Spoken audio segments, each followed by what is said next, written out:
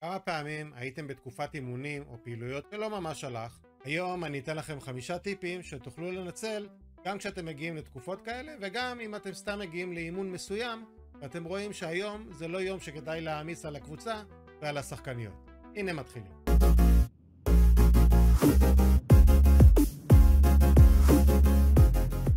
היי לכולם, למי שחדש כאן ולא מכיר אותי, אני אילוני ואני מאמן כדורשת. וכאן בערוץ אתם יכולים למצוא כל מיני תכנים, טיפים, רעיונות וחומרים שתוכלו להיעזר בהם באימונים, במשחקים ובכל פעילות כדורשת שתרצו לעשות בעתיד. היום אני אתן לכם כמה רעיונות נחמדים וכלילים שתוכלו להשתמש בהם באימונים ובפעילויות עם הקבוצה כדי להוריד קצת עומס, לגוון ואולי קצת להקל על השחקניות והקבוצה להיכנס למסלול חדש של אנרגיות חיוביות ואולי בעקבותיהם יבואו גם ההישגים מחדש. אם עדיין לא עשיתם את זה, אני מאוד ממליץ לכם להירשם לערוץ וזה ממש פשוט. אתם צריכים ללחוץ כאן למטה על הכפתור האדום ועל סימן הפעמון וכך תוכלו לקבל את כל העדכונים העתידיים ואת כל הסרטונים שאני אעלה כאן בערוץ. נתחיל בטיפ הראשון והוא בעצם להתחיל את האימון עם חימום לא שגרתי. זה אומר שבמקום להריץ את השחקניות מסביב למגרש או מעבר לרשת וחזור, לגעת בקווים, פיצות, ניטורים וכדומה, אפשר לתת להם קצת לשחק, לעשות איזשהו משחקון חימום נחמד. זה יכול להיות טאצ'דאון, שזה משחק שבו שתי קבוצות משחקות אחת מול השנייה במטרה להעביר כדור ולהניח אותו על קו הרוחב של הקבוצה היריבה ובכך לזכות בנקודה. זה יכול להיות משחקון של קרש סל, שבו גם כאן שתי קבוצות משחקות אחת מול השנייה, והמטרה שלהם זה לזרוק כדור לקרש הסל ושיפגע מיד ברצפה, בלי שהקבוצה היריבה תוכל לתפוס אותו לפני שהוא נוגע. משחקון נוסף שבו גם אפשר להיעזר כדי לתת לקבוצה להתחמם לאט לאט בצורה כיפית ומהנה, הוא 21 מסירות.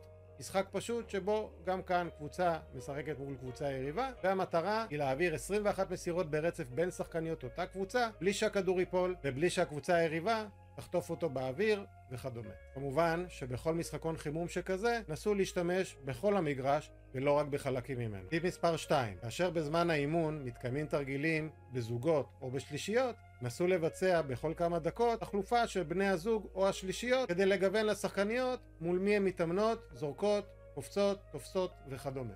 במקרים שכאלה אין שום בעיה להנחות את השחקניות לתת פידבקים אחת לשנייה על דברים שהן רואות שניתן לשפר. כך כאשר תהיה תחלופה של בני הזוג והשלישיות או רביעיות וכדומה, כל אחת תוכל לקבל כמה שיותר פידבקים מכמה שיותר שחקניות ומשם לנסות לשפר את מה שצריך. טיפ מספר 3, נסו לצ'פר שחקניות אשר מבצעות בצורה מסוימת את אחד התרגילים או פעולה בזמן משחק בצורה שתבדיל אותה מאחרות. לדוגמה, במשחקון חימום או במשחקון אימון, נסו לתת ניקוד שהוא קצת יותר גבוה לפעולה שתרגלתם בזמן האימון, כמו לדוגמה חסימה.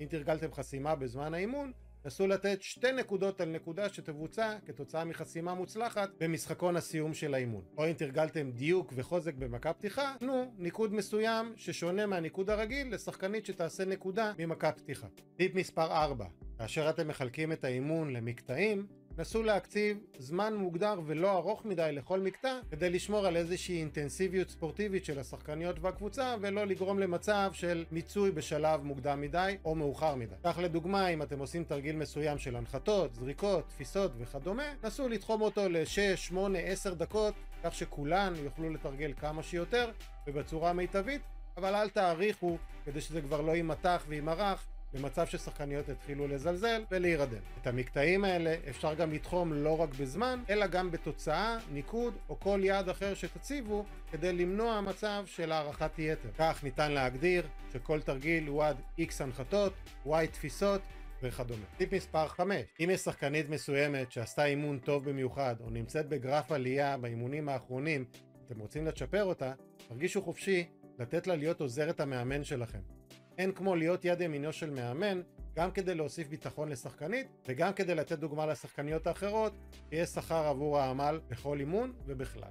כך זה גם יכול להוסיף אנרגיות לשחקנית הספציפית שתיבחר כעוזרת המאמן, וגם לתת עוד פן שונה באימונים בכך שלא רק המאמן הוא זה שינחה את השחקניות לעשות דברים, אלא גם שחקנית נבחרת שתשמש כעוזרת שלו. הטיפ השישי, שמתחבר ישירות לטיפ הקודם, הוא בנוגע לשחקנית שאתם בוחרים לצ'פר ולתת כדוגמה מול השחקניות האחרות. במידה ואתם מרגישים שיש שחקנית שמעבר למאמצים ולשיפור שיש לה באימונים ובמשחקים, רוצה קצת להעמיק מעבר ולקבל ביטחון נוסף וגם ידע נוסף על הדרך, תנו לה גם לשפוט במשחקון הסיום באימון הספציפי. אין בעיה שתעמדו לידה, תתקנו אותה איפה שצריך, תנחו אותה, אבל גם אם תיתנו לשחקנית כזאת מעבר לדוגמה כשחקנית מצטיינת את האפשרות לשפוט, אפילו אם זה רק לכמה דקות במשחקון הסיום של האימון, תאמינו לי, זה ייתן לה גם עוד ביטחון, גם עוד ידע, ואולי גם בצפייה מהצד תראה מה שהיא לא רואה כשהיא בתוך המגרש. עד כאן להפעם. אני שוב אזכיר, למי שטרם נרשם לערוץ, אל תשכחו לעשות את זה כדי שלא תפספסו את הסרטון הבא. נתראה עד אז.